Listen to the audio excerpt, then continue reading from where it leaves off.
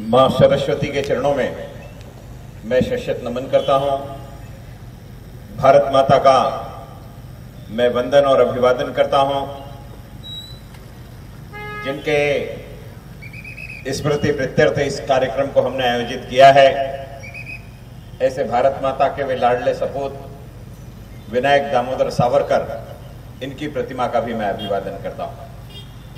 मंच पर उपस्थित मेरे बड़े भाई, हम सभी के मार्गदर्शक, जिनके कारण भ्रष्टाचार से युक्त कांग्रेस की सरकार से भारत को मुक्ति मिल करके नरेंद्र मोदी जैसे प्रधानमंत्री बने, ऐसे हंसराज भैया, मंच पर उपस्थित आपके लाडले विधायक संजीव रेड्डी जी, मंच पर उपस्थित सभी महानुभाव, इस प्रांगण में उपस्थित सभी भाइयों, माताओं और बहनों, स्वातंत्र वीर विनायक दामोदर सावरकर, इनकी गौरव यात्रा का आपने भी यहां पर इस मणि परिसर में विश्रांति प्रदान करी और संपूर्ण मणि शहर का भ्रमण करते हुए आप सभी लोग यहां पर एकत्रित हुए। पूरे महाराष्ट्र में 1 अप्रैल से लेकर के 6 अप्रैल तक के सावरकर गौरव यात्रा निकालने का भारतीय जनता पार्टी शिवसेना अर्थात महाराष्ट्र में वर्तमान में सत्तारूढ़ पक्ष ने निर्णय लिया कि सावरकर गौरव यात्रा संपूर्ण महाराष्ट्र के एक विधानसभा क्षेत्र में निकाल करके वर्तमान पीढ़ी के समक्ष सावरकर के चरित्र को उद्घाटित करने का काम यह सारी की सारी गौरव यात्राएं करेगी। एक आवश्यकता क्या पड़ी कि 1947 में देश आजाद हो गया और 1947 में देश के आजाद होने के 75वीं वर्षगांठ में अर्थात अमृत काल में स्वातंत्र वीर सावरकर के चरित्र को फिर से लोगों के सामने प्रतिपादित करने की कोशिश क्यों करनी पड़ी, यह यक्ष प्रश्न आप सबके मन में उठ करके खड़ा होगा। इसका मूल कारण यह है कि पिछले कुछ कार्यकाल से एक व्यक्ति जो दिल्ली के तख्तोताज पर बैठने का दिवा स्वप्न देखता है और सपने देखते देखते उसे कुछ नहीं दिखाई देता, तो बार बार अगर अपने आप को बड़ा दिखाना है तो बड़े काम करके दिखाने चाहिए। किसी बड़े व्यक्ति को गाली देने से आप कभी भी बड़े नहीं हो सकते। लेकिन उसने तो एक सुर अपना लिया है कि जब भी संकट में पड़ता है तो हम जैसे भगवान को याद करते हैं, वैसे वो सावरकर जी को याद करता है, लेकिन सम्मान से याद ना करते हुए वो अपमानास्पद भाषा का उपयोग करके याद करता है। अभी वर्तमान में एक घटना हुई और उस घटना में उस व्यक्ति को सूरत के कोर्ट ने एक फैसला सुनाया। फैसला यह सुनाया कि उसने मोदी इस सरनेम को लेकर के कर्नाटक की एक सभा में 2019 में भाषण दिया, जिस भाषण में मोदी शब्द का उपयोग करते हुए जितने मोदी रहते हैं सब चोर है, इस प्रकार की गंदी भाषा का उपयोग किया। न्यायालय में 2019 से केस प्रलंबित था और केस प्रलंबित होने के कारण अभी सूरत ने उस न्यायालय पर फैसला आया और उस केस में सूरत के न्यायालय ने फैसला देकर के उनको 2 साल की सजा सुनाई। अब आप कल्पना कीजिए कि जिस व्यक्ति को 2 साल की सजा सुनाई और कोर्ट ने कहा कि आप इस पर अपील कर सकते हो। आप ध्यान रखिए, पवन खेड़ा नाम का कांग्रेस का एक सांसद था, उसे एयरपोर्ट से उठा करके ले गए, कारण उसने अपशब्द वापरा था। जब तक उस पर केस दर्ज होकर के आगे की कार्रवाई और होती, उतनी देर में सुप्रीम कोर्ट में कांग्रेस के लोग पहुंच गए और पवन खेड़ा की जमानत लेकर के वापस आ गए। और एक कांग्रेस के वरिष्ठ नेता कोर्ट का फैसला आने के बाद भी इनके लिए ना तो कोई वरिष्ठ वकील गया, ना ही ये कोर्ट में गए, ना किसी प्रकार से याचिका दायर करी। ये तो केवल इतना ही कहते थे कि मैं गांधी हूं, मैं सावरकर नहीं, जो मैं माफी मांग लो। मैं आपको बताना चाहता हूं कि जो 499 और 500 के अंतर्गत इन पर गुना दाखिल हुआ है, भारत के संविधान द्वारा प्रदत्त कानून के अंतर्गत इन दोनों कलमों में अगर जनप्रतिनिधियों पर गुना दाखिल होता है और 2 साल की सजा सुनाई जाती है, तो उस सजा याफ्ता व्यक्ति को तुरंत अपने जनप्रतिनिधि के पद से हटा दिया जाता है। पुराना कानून ऐसा था कि जिस कानून में 3 महीने का समय दिया जाता था कि आप 3 महीने तक कोर्ट में जाओ और अपने आप को आरोप मुक्त सिद्ध करो। आप 3 महीने में आरोप मुक्त सिद्ध हो गए तो ठीक है, अन्यथा आपकी सदस्यता चली जाती थी। फिर सुप्रीम कोर्ट के ध्यान में आया कि जिसको कोर्ट ने सजा याफ्ता घोषित कर दिया है, वो सजा याफ्ता संसद में आकर के बैठे, ये तो संसद का अपमान है। इसलिए सुप्रीम कोर्ट ने निर्णय लिया कि अब 3 महीने का समय नहीं मिलेगा। जिस दिन कोर्ट ने सजा सुनाई उसी दिन से आपकी सदस्यता रद्द हो जाएगी। यह बात सामने आने के बाद तत्कालीन प्रधानमंत्री मनमोहन सिंह जी ने एक कानून बनाया और कानून का मसौदा तैयार किया कि 3 महीने का समय जनप्रतिनिधि को मिलना चाहिए, जिससे वो अपनी बात कोर्ट के सामने रख सके।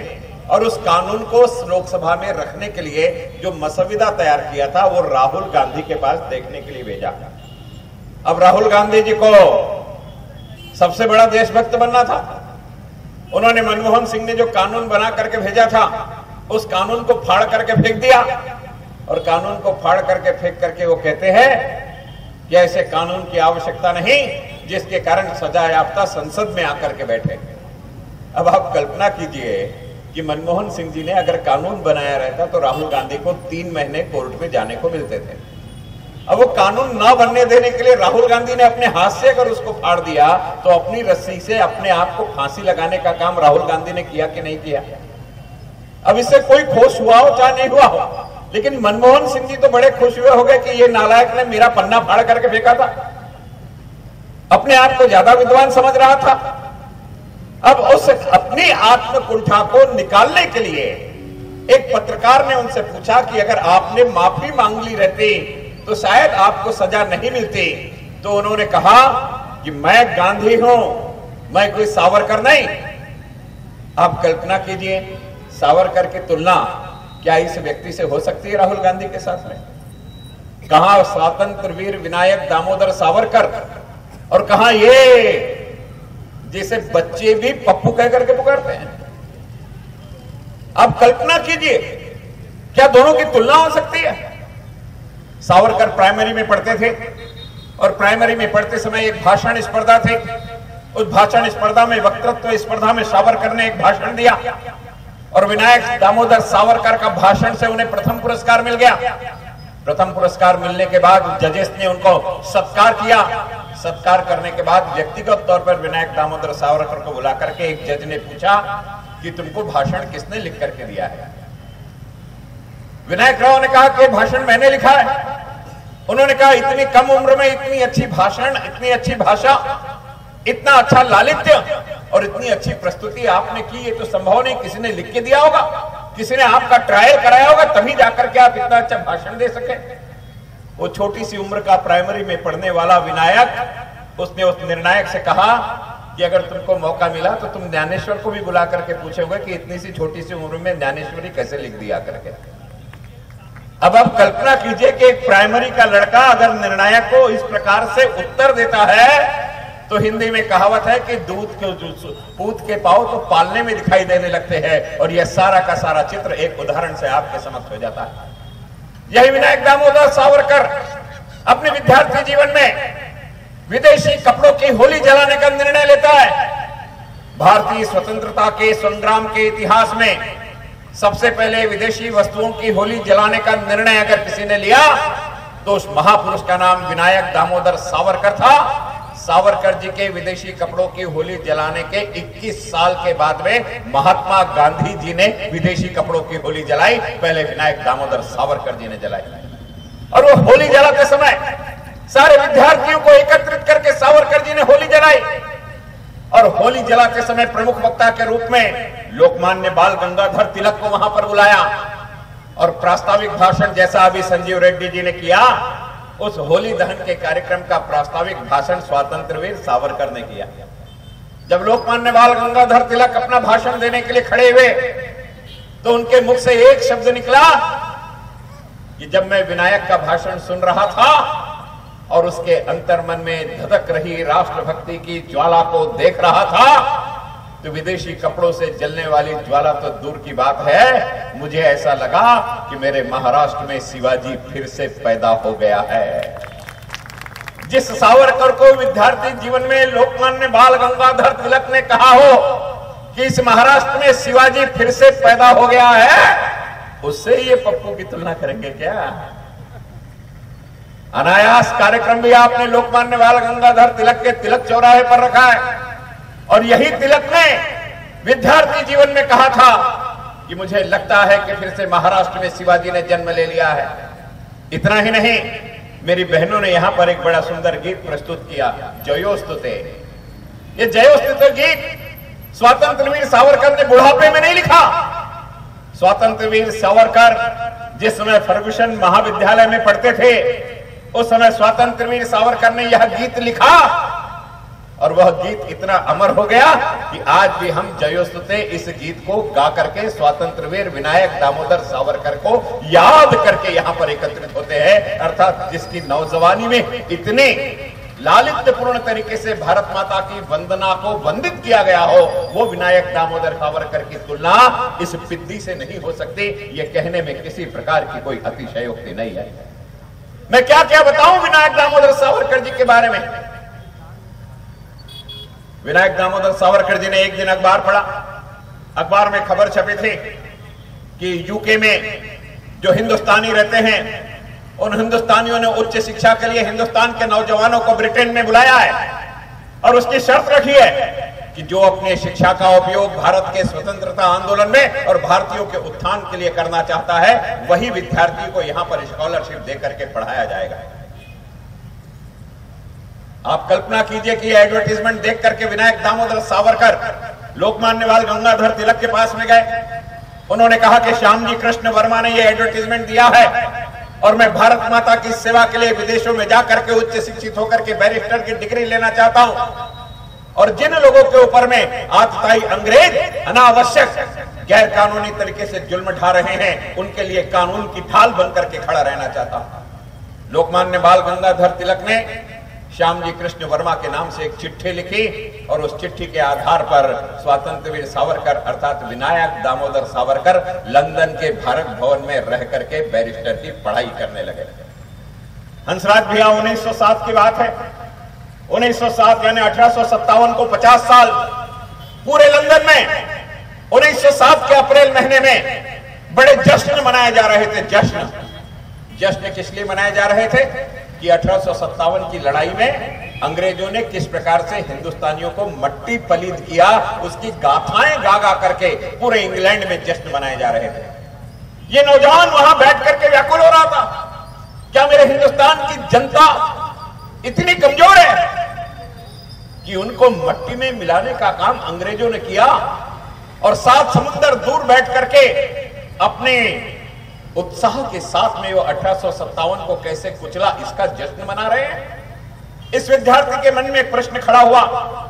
इसने शिक्षण करते करते वहां के प्रशासन से अनुमति मांगे, और ब्रिटिश सरकार के उस संग्रहालय में गया, जिस संग्रहालय में सारे के सारे दस्तावेज रहते थे, और वहां बैठ करके 1857 के स्वतंत्रता संग्राम के इतिहास को पढ़ करके एक पुस्तक लिखने का काम उन्होंने प्रारंभ किया, जो 1857 भारत का पहला स्वतंत्रता संग्राम, इस नाम से विदा सावरकर जी की पुस्तक है।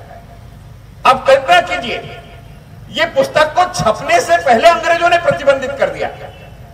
अब कोई पुस्तक छपी भी नहीं है, उसका नाम भी निश्चित नहीं है, उसके पहले उसको प्रतिबंधित कर दे, ऐसा तो विश्व में पहले बार हुआ। और ऐसा क्यों करना पड़ा? तो ऐसा इसलिए करना पड़ा कि मदन लाल धिंगरा नाम का एक क्रांतिकारी था, जिस क्रांतिकारी ने रानी विक्टोरिया का जन्मदिन मनाने आए हुए लॉर्ड वायली, जिसने हिंदुस्तानियों पर बहुत ज्यादा अत्याचार किए थे, लंदन में सैनिक छावनी में घुस करके लॉर्ड वायली को वध कर दिया और उसे इहलोक को सिधार दिया। 17 साल का मदन लाल धिंगरा स्वतंत्र वीर सावरकर की युद्ध भूमि से तैयार होकर के उनके द्वारा निर्देशित कार्यक्रम के अंतर्गत यह मदन लाल धिंगरा अंग्रेजों की छावनी में घुस करके अंग्रेजों के एक बड़े अधिकारी को गोली मार करके जमीन पर गिरा देता है और अपने आप को अंग्रेज सरकार के अधीन गिरफ्तारी दे देता है। ये मदन लाल धिंगरा निकला कहां से था, उसको ढूंढते हुए लोग आते हैं तो पता चलता है कि वो भारत भवन में सावरकर जी जिस कमरे में पढ़ते थे उस कमरे से बाहर निकला है। उस कमरे की छानबीन होती है तो वहां पेंसिल से लिखे हुए मराठी के 13 पन्ने मिलते हैं उन 13 पन्नों को लेकर के ब्रिटिश का स्कॉटलैंड यार्ड जाता है और स्कॉटलैंड यार्ड उस मराठी के पन्नों को जब अंग्रेजी में ट्रांसलेट करता है तो पता चलता है कि 1857 के स्वतंत्रता संग्राम को लिखने का काम सावरकर कर रहे हैं। और उस 13 पन्नों से ब्रिटिश इतने ज्यादा घबरा जाते हैं कि यह पुस्तक के रूप में प्रकाशित न हो सके, इसलिए उसके प्रकाशन पर और उस पुस्तक के बिक्री पर प्रतिबंध लगा देते हैं। आप कल्पना कीजिए कि पुस्तक तो दूर, जिसके 13 पन्नों को पढ़ करके ब्रिटिशरों की पंडहरी बोलती थी, उस आदमी से अपनी तुलना ये 2 कौड़ी का आदमी कर रहा है। कल्पना कीजिए आप, ये पुस्तक छपना चाहिए, अब देवनागरी लिपि में कहां छपेगी? आज जैसा कंप्यूटर नहीं था कि डीटीपी पर टाइप कर लो और ईमेल में भेज दो और छप जाए।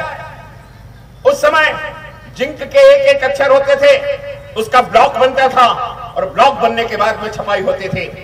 तो देवनागरी लिपि कहां मिलेगी? यह यक्ष प्रश्न था। तो बताया गया कि जर्मनी में मैडम कामा रह रही है और जर्मनी में संस्कृत पढ़ाई जाती है, कारण जर्मन कहते हैं कि हम ओरिजिनल आर्य है और जर्मन के राष्ट्रध्वज पर आज भी स्वास्तिक बना हुआ है। इसलिए पुस्तक को छापने के लिए जर्मनी भेजा गया। दुर्भाग्य से ब्रिटेन और जर्मनी की म्यूनिक ट्रीटी हो गई। मैडम कामा ने यह पुस्तक को वापस भेज दिया। वापस भेजने के बाद सावरकर जी के एक साथीदार थे साउथ इंडियन, उन्होंने सारे के सारे महाराष्ट्रियन को एकत्रित करके मराठी के पन्ने दिए और कहा कि मुझे अंग्रेजी में ट्रांसलेट करके चाहिए। 10 दिन में अंग्रेजी में पुस्तक छप बन करके आई और कनाडा में प्रिंट होकर के उस अंग्रेजी की पुस्तक का लोगों के बीच में वितरण किया गया। इस प्रकार से विनायक दामोदर की यह पुस्तक छपी। कल्पना कीजिए भैया, वो पुस्तक हिंदुस्तान भी आई। हिंदुस्तान में आने के बाद शहीद आजम भगत सिंह ने उस पुस्तक को पढ़ा। वो पढ़ने के बाद चंद्रशेखर आजाद जी के पास लेकर के गए शहीद आजम, और शहीद आजम भगत सिंह ने चंद्रशेखर आजाद से कहा कि पंडित जी, लोगों के बीच में जाकर के भाषण देने की आवश्यकता नहीं, ये पुस्तक छाप कर भी अगर हमने लोगों के बीच में बांट दिया तो लोगों में क्रांति के ज्वाजल्यमान उत्पन्न हो जाएगा। इतना ज्यादा कंटेंट इस पुस्तक में भारत के स्वतंत्रता संग्राम को लेकर के है। पंडित चंद्रशेखर आजाद ने कहा, भगत तेरी बात तो बरोबर है, लेकिन ये पुस्तक छापने के लिए हम पैसे कहां से लाएंगे? यहां तो बंदूक और बम खरीदने के लिए पैसे नहीं, हम पुस्तक कहां से छापेंगे? उस पुस्तक के लिए दीवाना हुआ भगत सिंह ने उस पुस्तक को 4 टुकड़ों में फाड़ा और एक एक टुकड़े को छपा करके 25-25 पैसे में बेच करके भारत के स्वतंत्रता आंदोलन को खड़ा करने का काम शहीद आजम भगत सिंह ने किया। अब आप कल्पना कीजिए कि जिस आदमी ने 23वें वसंत को फांसी के तख्ते पर झूमने का काम किया, वो अगर स्वतंत्र वीर सावरकर के 1857 की पुस्तक से इतना प्रभावित था कि जेब में पैसे ना होते हुए वे चंदा जमा करके उस पुस्तक को छापने के लिए आगे बढ़ा, तो स्वतंत्र वीर सावरकर कौन था? यह तो भगत सिंह की उस पुण्य आत्मा से पूछो। ये 2 कौड़ी का आदमी अपने मुंह से क्यों कहता है कि मैं सावरकर नहीं हूं? इसको सुन करके तो भगत सिंह की आत्मा भी कलुषित होती होगी कि किस देश के लिए मैंने प्राण दिया, जिस देश में ऐसे लल्लू पैदा होते हैं। क्या क्या बात करूं मैं स्वतंत्र वीर सावरकर की। स्वतंत्र वीर सावरकर को मदन लाल धिंगरा के केस में पकड़ा जाना था।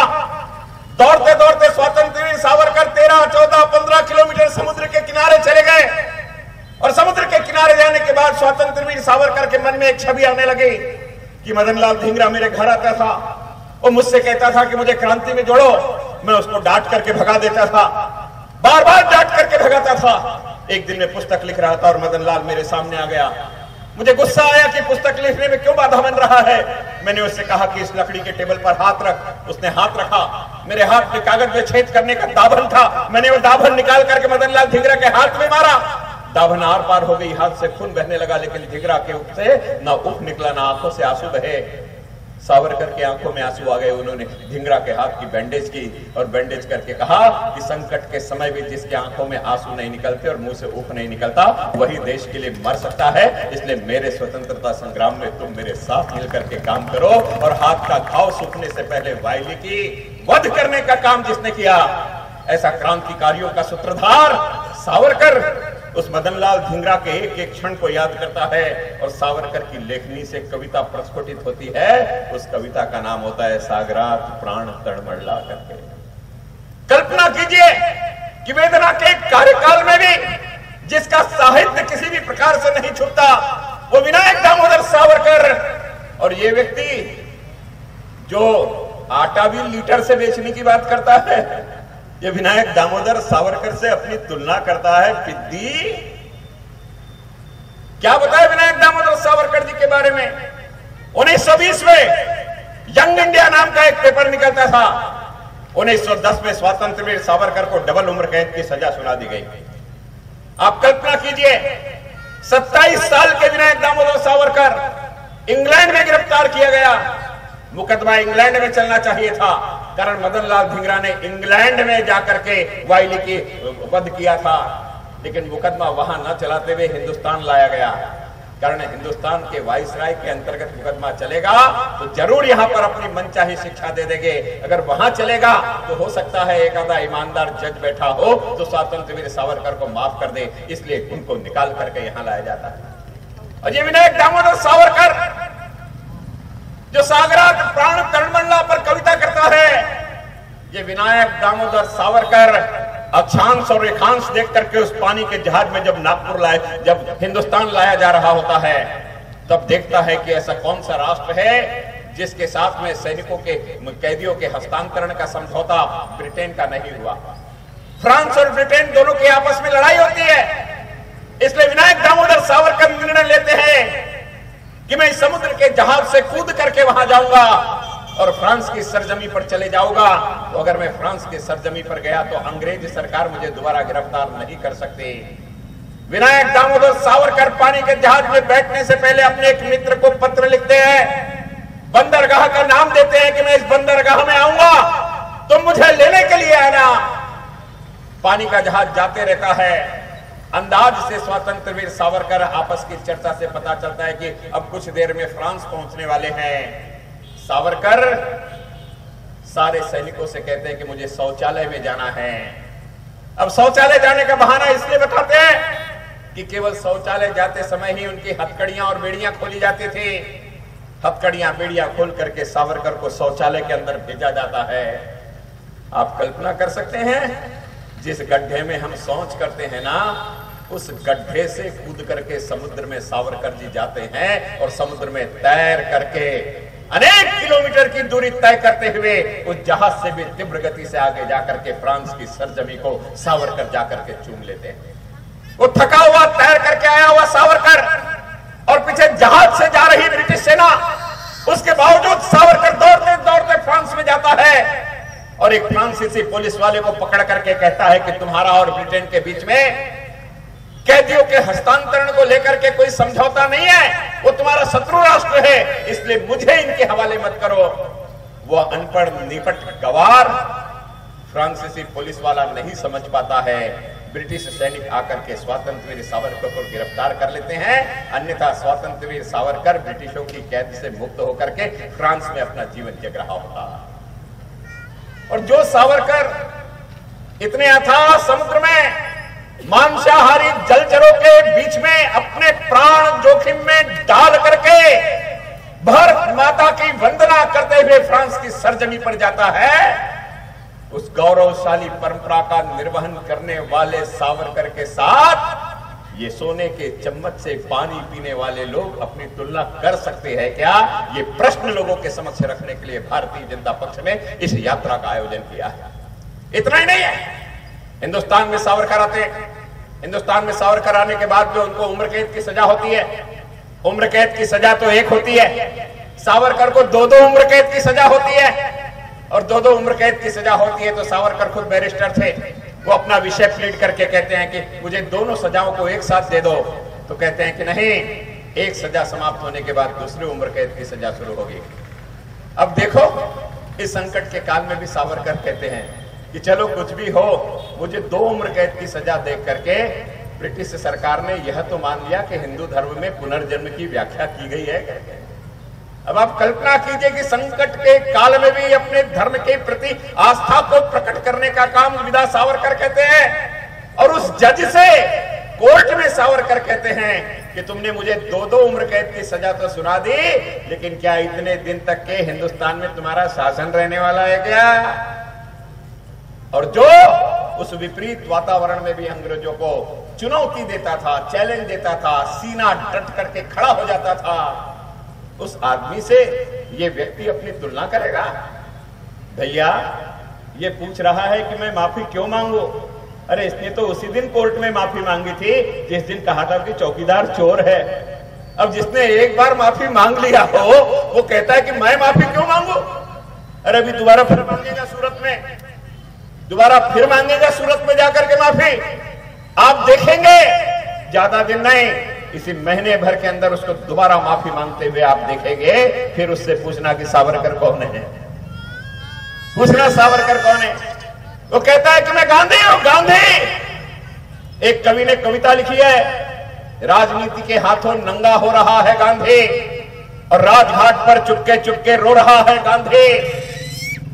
लाठी इसकी काट काट कर डंडे कई बना डाले और धोती इसकी फाड़ फाड़ कर झंडे कई बना डाले और बाद मरण के कब्र में अंधा हो रहा है गांधी और राजनीति के हाथों नंगा हो रहा है गांधी। इतना ही नहीं, उस कवि ने लिखा ऐसा क्यों हो रहा है? तो कांग्रेस के कार्यकाल को लेकर के उसने लिखा कि सत्ता के विधाता जंत्री तंत्री हो गए, अच्छे अच्छे गुंडे सारे मंत्री हो गए और राजनीति वैश्याओं का खेल हो गई और गांधी तेरे सिद्धांतों को जेल हो गई। इसलिए खून में डूबा हमें विश्वास चाहिए, अब गांधी नहीं देश को सुभाष चाहिए। उस कवि को कविता लिखने के लिए मजबूर हुआ। जिनके कार्यकाल में गांधी जी की इतनी दुर्दशा हुई वो कहते हैं कि मैं गांधी हूं। अरे 1920 में राष्ट्रपिता महात्मा गांधी ने यंग इंडिया नाम के अखबार में एक आर्टिकल लिखा था। वो आर्टिकल गांधी जी ने अपनी कलम से लिखा था और वो आर्टिकल समर्पित था विनायक दामोदर सावरकर पे। और 1920 में यंग इंडिया में महात्मा गांधी जी ने लिखा था कि इसी महाराष्ट्र की धरती पर जन्मा हुआ विनायक दामोदर सावरकर से मुझे लंदन में मिलने का मौका मिला। राष्ट्रभक्ति के प्रति समर्पण का उसका भाव बहुत उग्र है। उसका और मेरा रास्ता अलग हो सकता है, लेकिन उसने अपने परिवार के तीनों भाइयों को इस राष्ट्र के यज्ञ में आहुति प्रदान कर दी है। ऐसा एकमात्र महाराष्ट्र का परिवार कोई है तो विनायक दामोदर सावरकर का है। और उसमें गांधी जी ने क्या लिखा?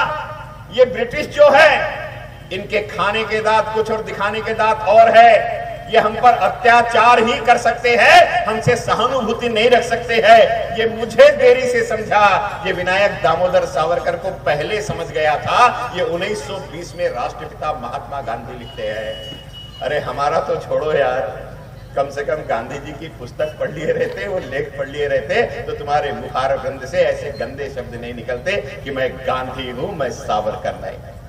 इतने नहीं भैया, स्वतंत्रता के बाद पंडित नेहरू प्रधानमंत्री थे और पंडित नेहरू के प्रधानमंत्रित्व के कार्यकाल में मथुरा के एक सांसद थे, महेंद्र प्रताप नाम था उनका। वो मथुरा के सांसद महेंद्र प्रताप ने लोकसभा में एक प्रस्ताव लाया और उस प्रस्ताव में उन्होंने कहा कि विनायक दामोदर सावरकर, नरेंद्र दत्ता और विदेंद्र घोष, इन तीनों को सम्मान इस लोकसभा में होना चाहिए, कारण इन तीनों ने सामान्य जन से अलग होकर के भारतीय स्वतंत्रता संग्राम में भूमिका निभाई है। अब विनायक दामोदर सावरकर का नाम आपको मालूम है, नरेंद्र दत्त ये विवेकानंद के भाई थे और वीरेंद्र घोष ये महर्षि अरविंद घोष के भाई थे। इन तीनों को अलग से सम्मान मिलना चाहिए, ऐसा प्रस्ताव आया। लेकिन लोकसभा के स्पीकर ने पंडित नेहरू के कहने पर उस प्रस्ताव को सभागृह में लेना चाहिए या नहीं लेना चाहिए, इस पर मतदान कराया। और जब मतदान कराया तो 48 और 75 इस वोट में वह प्रस्ताव गिर गया और लोकसभा में इस पर चर्चा नहीं हुई। तो महेंद्र प्रताप ने लोकसभा में खड़े होकर के कहा कि जितने भी बंगाली और मराठी सांसद यहां बैठे सारे के सारे मेरे साथ सभा का त्याग कर दे। जितने भी कम्युनिस्ट पार्टी के सांसद बंगाल से थे वो महेंद्र प्रताप के साथ बाहर निकल गए। महाराष्ट्र के कांग्रेसी सांसद केवल इसलिए नहीं निकले कि उनको पंडित नेहरू का आशीर्वाद प्राप्त होना चाहिए। लेकिन ये राहुल गांधी का दादा, जिसका नाम फिरोज गांधी था, उसने खुल करके कहा कि स्वतंत्रता संग्राम में अगर इन तीन महापुरुषों की भूमिका अलग रही है तो इस पर संसद में चर्चा करने की अनुमति देनी चाहिए था, इस पर वोटिंग डलाने की कोई आवश्यकता नहीं। इसलिए मैं तीनों स्वतंत्रता संग्राम सेनानियों का सम्मान करता हूं। अरे राहुल, तेरे दादा ने विनायक दामोदर सावरकर का सत्कार किया था, सम्मान किया था। इतना ही नहीं, सावरकर जी के ऊपर जिस जिस समय देश की प्रधानमंत्री श्रीमती इंदिरा गांधी, इंदिरा जी ने एक डाक टिकट निकाला, पोस्ट टिकट निकाला और स्वतंत्र वीर सावरकर को एक महान क्रांतिकारी के रूप, दादी ने भी स्वतंत्र वीर सावरकर का सम्मान किया है। अरे जिस गांधी का नाम लेते हो महात्मा गांधी ने सावरकर का सम्मान किया। जिस गांधी के नाम से तुम्हारा वंश पल रहा है वो फिरोज गांधी ने सावरकर का सम्मान किया। जिस दादी के बलिदान को लेकर के कथाएं सुनाते हो वो दादी ने स्वतंत्र वीर सावरकर का सम्मान किया। अरे कम से कम भारतीय जनता पार्टी वालों की, आरएसएस वालों की, हिंदू महासभा वालों की नहीं मानते हो तो कम से कम उनकी तो मान लो। जिनके नाम की रोटी खा रहे हो उनके प्रति तो ईमानदारी करो। उनसे क्यों नमक हरामी करते हो राहुल गांधी? इतिहास नहीं मालूम, भूगोल नहीं मालूम, लेकिन एक सिरफिरे व्यक्ति ने 2000 में जाकर के, मणिशंकर अय्यर ने अंडमान निकोबार में जाकर के स्वतंत्र वीर सावरकर के नाम के सामने की पट्टी क्या हटा दी। इनको ऐसा लगने लगा कि बहुत क्रांतिकारी काम मणिशंकर अय्यर ने किया। अब ये मणिशंकर है कि गढ़ी शक्कर है मालूम नहीं। इस मणिशंकर ने कहा, सोनिया जी ने स्वीकृत किया, बेटे जी ने उसको और स्वीकृत किया और इस प्रकार से स्वतंत्र वीर सावरकर के बारे में अपशब्दों का उपयोग करने लगे कि शायद इससे गलिच्छ राजनीति में कोई नहीं हो सकता। आप कल्पना कीजिए कि 1910 से लेकर के 1924 तक 14 साल अंडमान निकोबार के एक छोटे से कमरे में हाथ में हथकड़ी और पैरों में बेड़ी डाल करके जिस व्यक्ति को बैल की जगह कोल्हू में पेर करके तेल निकालने का काम दिया जाता था, और तेल निकालने का काम राई का तेल या फल्ली के दाने का तेल नहीं, नारियल का तेल निकालने का काम दिया जाता था। और जितना तेल निकालने का उसे आदेश दिया जाता था, जब तक तेल ना निकल जाए तब तक कोल्हू पर उसको पेरा जाता था। खाने के लिए इल्लियां पड़ी हुई रोटियां दी जाती थी। जिस कक्ष में हथकड़ी और बेड़ियां पहन करके वह रहता था उसी कक्ष में शौच करना पड़ता था, उसी कक्ष में मूत्र त्यागना पड़ता था। उस गंदगी के आलम में जिसने 14 साल गुजारा, वो कोठरी भी अंधेरी में थी। उस कोठरी में सूर्य का प्रकाश नहीं आता था। उस कोठरी में बारिश की और समुद्र की सीपेज की सिरन होती थी। उस गंदगी और बदबू भरी कोठरी के अंदर 14 साल का कारावास जिसने हाथ में हथकड़ी और पैर में बेड़ियों के साथ में मलमूत्र के बीच में गुजारा, और वो गुजारते समय भी जिसने कोयले का टुकड़ा लेकर के उस जेल की दीवारों पर कविताएं लिखी, राष्ट्रभक्ति से परिपूर्ण, उन कविताओं को याद किया, याद करने के बाद मिटा दिया, मिटाने के बाद फिर लिखी, एक नहीं 6000 कविता लिखी। वो स्वतंत्र वीर सावरकर जिसके हाथ में हथकड़ी, पैर में बेड़ी, पेट खराब होने के बावजूद, गंदी रोटियां, खाने के लिए ठीक से पदार्थ नहीं, अशक्त होने के बावजूद, बीमार होने के बावजूद, कोड़े खा खा करके जिसने अपने रक्त को पसीने के रूप में बहा करके वहां की भूमि को सुजलाम सुफलाम किया, वो सावरकर, उससे तुम तुलना करते हो? उससे तुलना करते हो तुम अपनी? वो सावरकर, जिस सावरकर को लेकर के भारत के सर सेनापति जनरल करियप्पा ने भारत के आजादी की 25वीं वर्षगांठ पर जब मुंबई के बंदरगाह के ऊपर में सैनिकों का सम्मेलन हो रहा था, तो जनरल करियप्पा ने आजादी की 25वीं वर्षगांठ में मंच पर से भाषण दिया और भाषण देकर के कहा कि अगर स्वतंत्र वीर सावरकर की बात पंडित नेहरू ने सुन ली होती और सैन्य शक्ति ही राष्ट्र शक्ति है इस बात को स्वीकृत कर लिया होता तो मेरा देश चीन से पराजित नहीं होता। हम सैन्य शक्ति में कमजोर थे, इसलिए भारत पराजित हो गया। इतना ही नहीं, पंडित नेहरू से लोकसभा में नाथ पै ने प्रश्न पूछा था कि पंडित जी, चीन हमारी इतनी जमीन लेकर के चले गया, हम क्या कर रहे हैं? तो नाथ पै को पंडित नेहरू ने जवाब दिया था कि नाथ पै जी, चीन उतनी जमीन लेकर के गया है जिस जमीन में घास का तिनका भी नहीं उगता, बर्फ ही बर्फ है। तो नाथ पै ने लोकसभा में कहा था, पंडित जी घास का तिनका नहीं उगता इसलिए जमीन दे दी, तुम्हारे सर पर बाल नहीं है, अपना सर भी काट करके चीन के चरणों में डाल दो, ऐसा लोकसभा में नाथ पै ने कहा था। उस नाथ पै ने बेलगाम में भाषण दिया। नाथ पै राइटिस्ट नहीं था, लेफ्टिस्ट था, समाजवादी विचार का था। उस नाथ पै ने कहा कि भारत की सरकार ने अगर सबसे ज्यादा किसी पर अत्याचार किया है तो सावरकर पे किया है।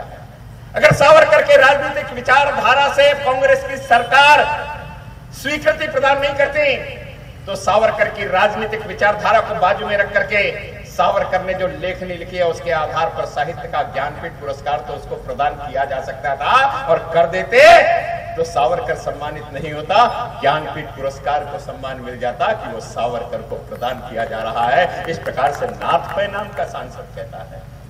अरे तुम किसकी बात करोगे, कौन कौन सी बात करोगे? सावरकर के जीवन के इतने उच्चांक है कि यहां 3 घंटे 4 घंटे में सावरकर के जीवनी को अगर बताए तो परिपूर्ण नहीं हो सकती।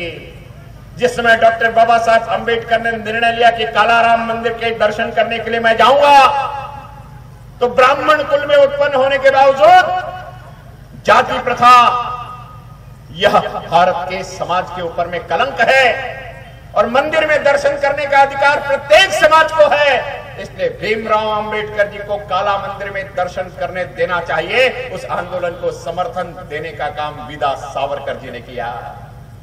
केवल इतना ही नहीं, 14 तालाब पर जिस समय डॉक्टर बाबा साहब अंबेडकर ने चळवळ खड़ी करे, उस समय 14 तालाब के आंदोलन को समर्थन देने का काम पतित पावनी संगठन के माध्यम से स्वतंत्र वीर सावरकर ने किया। और ये किस कार्यकाल में किया पता है? 2010 में उनको सजा हो गई, 2024 में अंडमान निकोबार से आए, फिर 13 साल के लिए उनको घर के अंदर ताला लगा करके बंद कर दिया गया। जब वो घर में ताला लगा करके बंद कर दिया गया था, उस समय उन्होंने पतित पावनी संगठन और पतित पावना मंदिर बना करके, जिन्हें हम दलित शब्द से संबोधित करते हैं, हरिजन शब्द से संबोधित करते हैं, उनको मंदिर में दर्शन करने के लिए बुलाया, उनके साथ बैठ करके भोजन लिया, प्रसाद खाया और कहा कि समाज के इस कलंक को तुरंत खत्म करना चाहिए, मनुष्य ने मनुष्य से मानवता का व्यवहार करना चाहिए। इस प्रकार की बात स्वतंत्र वीर सावरकर करते हैं। स्वतंत्र वीर सावरकर धर्मनिष्ठ थे ऐसा नहीं, केवल धर्मनिष्ठ थे ऐसा बिल्कुल नहीं।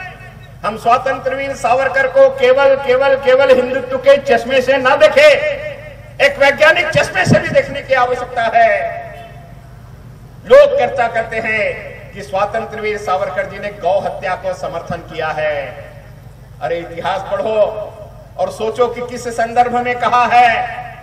भैया, सावरकर जी ने कहा है कि मोहम्मद गोरी जिस समय सोमनाथ का मंदिर लूटने के लिए गया, तो सोमनाथ का मंदिर जब लूटने के लिए गया तो उसे पता था कि इन रणबांकुरों से मैं लड़ नहीं सकता, इसलिए अपने घोड़ों के सामने हजारों गाय रखी और गायों को घोड़ों से दौड़ाता था। और जब सारा का सारा गाय का झुंड सामने था तो हिंदुस्तानी सैनिक बाजू में हट गए कि गौ हत्या का पाप क्यों लेंगे। और जब तक वो संभल पाते तब तक घोड़े पे आए हुए मुगलमानों ने हिंदुओं का सर कलम कर दिया और सोमनाथ मंदिर को लूट लिया। सावरकर ने ऐसे प्रसंग में लिखा है कि अगर राष्ट्र और धर्म यह दोनों चीज तुम्हारे सामने आ जाए और ऐसे समय में तुमको चयन करना है तो धर्म को बाजू में रख दो और राष्ट्र को प्राथमिकता दो। अगर राष्ट्र का सम्मान बचाने के लिए गौ हत्या जैसा पाप भी करना पड़े तो तुमको पीछे नहीं हटना चाहिए। इतनी वैज्ञानिकता के साथ में इस राष्ट्रीयता के धर्म को प्रतिपादित करने का काम विनायक दामोदर सावरकर ने किया है। तुम किसकी बात कर रहे हो? अब ये राहुल जी भाषण देते हैं, भाषण देते देते भाषा ही बदल जाती है। राहुल जी तो छोड़िए, इनकी माता जबलपुर में भाषण देने गई और उनको बोलना था कि यहाँ नर्मदा नदी बहती है, उन्होंने कहा कि यहाँ नर्मदा नदी बहती है। अब आप कल्पना कीजिए कि नर्मदा को भी जो नर और मादा कहती हो, उसकी कोख से उत्पन्न हुआ सुपूत कैसा होगा और उसकी भाषा कैसी होगी। लेकिन सावरकर ने तो भाषा सुधारने पर भी काम किया। भैया विदा सावरकर जी लंदन में पढ़ते थे। लंदन में एक विद्यार्थी ने उनसे कहा कि अंग्रेजी इतनी टेक्निकल भाषा है कि ये टाइपराइटर पे आ जाती है, टाइपराइटर की जितनी बटन है इसमें पूरी की पूरी अंग्रेजी आ जाती है। कारण अंग्रेजी में शब्द बहुत कम है, हिंदी में बहुत ज्यादा है, और तुम्हारी हिंदी जो है ये तो शास्त्र सम्मत भाषा नहीं है, कारण ये टाइपराइटर में नहीं आ सकते। विनायक दामोदर सावरकर ने संकल्प लिया और संकल्प लेकर के हिंदी को इतने अच्छे से सुधारा कि टाइपराइटर में हिंदी आ गई और विश्व का पहला देवनागरी का टाइपराइटर अगर किसी ने इजाद किया तो उसका नाम विनायक दामोदर सावरकर था। सावरकर। अरे किस चीज में सावरकर से तुलना करोगे? भाषा में करोगे, साहित्य में करोगे, देशभक्ति में करोगे? कहीं से भी तुम सावरकर से तुलना नहीं कर सकते हो। और सावरकर को गाली देने जा रहे हो, सावरकर को अपमानित करने जा रहे हो। किसी ने बड़े सुंदर शब्दों में कहा है कि दिल में चुप जाएंगे जब हम अपनी जुबान खोलेंगे और आपके शहर में हम कांटों की दुकान खोलेंगे। फलक पर थूकने से थूक मुंह पर आता है, घटाए लाखों सूरज की ताबानी नहीं जाती। तुम सावरकर को कितना भी धिक्कारो, अगर सावरकर पर थूकने की कोशिश करोगे तो थूक तुम्हारे चेहरे पर आकर के गिरेगा। राहुल जी, राष्ट्रपिता महात्मा गांधी ने सावरकर का सम्मान किया, तुम्हारे दादा फिरोज गांधी ने सावरकर का सम्मान किया, तुम्हारी दादी इंदिरा गांधी ने सावरकर का सम्मान किया। इतना ही नहीं, जब सावरकर जी अपनी अंतिम दिन गिन रहे थे, तबीयत ज्यादा खराब थी, तो भारत के लाडले प्रधानमंत्री लाल बहादुर शास्त्री ने 3,600 रुपए की राशि उनके इलाज के लिए मुंबई में दवाखाने में भेजी। अगर लाल बहादुर शास्त्री सावरकर जी के इलाज के लिए 3,600 रुपए की राशि भेजता है और पैसे कम पड़ते हैं तो 300 रुपए और भेजता है। इस प्रकार से अगर उस कार्यकाल में जब लाल बहादुर शास्त्री कार्यरत थे 3,900 रुपए की राशि भारत सरकार कांग्रेस की होने के बावजूद सावरकर के सम्मान के लिए उसके इलाज के लिए भेजती है। और तत्कालीन महाराष्ट्र की कांग्रेसी सरकार सावरकर के इलाज के लिए 300 रुपए महीने की राशि आवंटित करती है। तो अरे, जिस कांग्रेस के अंतिम चिराग के रूप में तुम खड़खड़ा रहे हो ना, उस कांग्रेस ने भी कभी सावरकर की शहादत और सावरकर जी के राष्ट्र प्रेम को कलंकित नहीं किया। कम से कम तुम अपने पुरखों को याद करके उनको बारे में अपशब्द बोलना बंद कर देना चाहिए। लेकिन वो कांग्रेस अलग थी, आज की कांग्रेस अलग है। एक कवि ने बड़े सुंदर शब्दों में कहा है, पुरानी कांग्रेस और आज के बीच में अंतर क्या है? तो उस कवि ने 2 लाइन में लिखा है, चंदन थे जो घिस गए, रह गए नीम के खो, और अच्छे थे वो चले गए, रह गए चपाती चोर।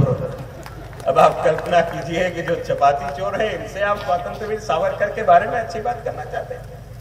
विदा सावरकर भारत के स्वतंत्रता संग्राम की वह तेजस्वी अग्नि है, जो अग्नि, कल्पना कीजिए कि 27 साल की उम्र में जिसे काले पानी की सजा हो जाती है, 2 उम्र कैद की सजा हो जाती है, 14 साल तक जेल की शिक्षा में बंद रहने के बाद 13 साल तक के उसको कमरे में पूर्ण करके रख दिया जाता है।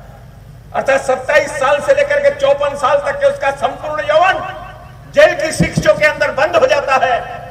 उसके बावजूद उसके रक्त से धधकती हुई ज्वाला से अगर भारत के स्वतंत्रता संग्राम सेनानी आगे बढ़कर के काम करते हैं। कांग्रेस से इस्तीफा देने के बाद, फॉरवर्ड ब्लॉक का निर्माण करने के बाद नेताजी सुभाष चंद्र बोस ने नागपुर में सबसे पहली सभा ली और नागपुर की पहली सभा में परम पूज्य डॉक्टर हेडगेवार जी से मिलने के लिए वे गए। किसी कारणवश मुलाकात नहीं हो सकी और वे वहां से अमरावती आए और अमरावती से सीधा मुंबई चले गए विदा सावरकर जी से मिलने के लिए। और सावरकर जी से, स्वातंत्रवीर सावरकर जी से सुभाष चंद्र बोस ने कहा कि मैं चाहता हूं कि कलकत्ता में जितने अंग्रेज के पुतले हैं उसको तोड़ करके फेंक डालना चाहिए। सावरकर जी ने कहा कि हे मूर्ख, कैसे पागल जैसी बात करता है? तेरे भुजदंड में तो वो बाहुबल है कि तू ब्रिटिशों की सरकार को फुटबॉल की तरह लात मार करके अरब सागर में गिरा सकता है। 4 पुतले तोड़ करके द्वितीय महायुद्ध के समय क्यों तू अंदर होना चाहता है? विदेश में जा, राज बिहारी बोस तेरी राह देख रहा है और सेना लेकर के आ और सशस्त्र क्रांति के साथ में हिंदुस्तान को आजादी दिला। आजाद हिंद सेना का निर्माण करने का सपना अगर नेताजी सुभाष चंद्र बोस को किसी ने दिखाया तो विदा सावरकर जी ने दिखाया है, किसी दूसरे व्यक्ति ने नहीं। इसलिए राहुल जी, आप विदा सावरकर के बारे में पढ़िए, बगैर पढ़े अपशब्द मत बोलिए। और मैं बड़े विनम्रता से कहना चाहता हूं कि जिनको ना देश का इतिहास मालूम, ना जिनको देश का भूगोल मालूम, वो किसी भी प्रकार से इन सारी बातों को नहीं कह सकते। केवल दूसरों के लिखे गए भाषणों के आधार पर अपने राजनीतिक सफर को पूरा करने वाले ये लोग इस बात को याद रखें कि जिस समय नाथ पै ने संसद में पूछा था कि पंडित नेहरू, अरुणाचल प्रदेश पर चीन की निगाह है, तो पंडित नेहरू ने नाथ पै से संसद में पूछा था, अरुणाचल प्रदेश कहां है? अरे, जिनकी शहादत की चर्चा करते हो वो संसद में नाथ पै से पूछते हैं अरुणाचल प्रदेश कहां है? अरे, तुम जिनके नाम की रोटी खा रहे हो वो अरुणाचल प्रदेश के बारे में अनभिज्ञ रहते हैं, तो तुम्हें इस देश का इतिहास कैसे पता होगा? कारण भारत स्वतंत्र होने के बाद पाठ्य पुस्तकों में सावरकर को पढ़ाया नहीं गया। इसमें दोष तुम्हारा नहीं, तुम्हारे खानदान के द्वारा बनी हुई सरकार के पाठ्यक्रम का रहा है। इसलिए सावरकर को भारत के पाठ्यक्रम में शामिल किया जाए। मैं इस सभा के माध्यम से राहुल गांधी का निषेध करता हूं, ईश्वर से प्रार्थना करता हूं कि ईश्वर उसे सद्बुद्धि दे। और यह जो पंक्तियां मैंने कही थी कि चंदन थे जो घिस गए रह गए नीम के खोड़, अच्छे थे वो चले गए रह गए चपाती चोर, ये किसी दूसरे को बोलने का मौका न मिले, यही ईश्वर से प्रार्थना करते हुए अपने वाणी को विश्रांति देता हूं। जय हिंद, जय भारत।